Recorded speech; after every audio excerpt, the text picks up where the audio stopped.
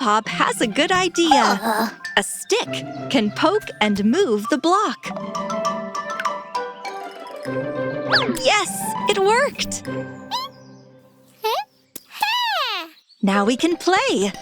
Peck, do you want to go first? You start. You must roll the dice and see which circle comes up on top. Red. Peck must pick a red block. Choose one and put it on top of the hemisphere block. Hop, now it's your turn. Green. Take a green block.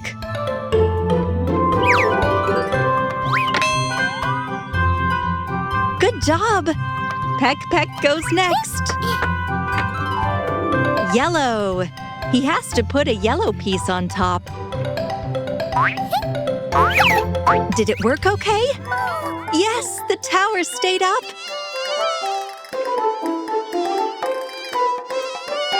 What?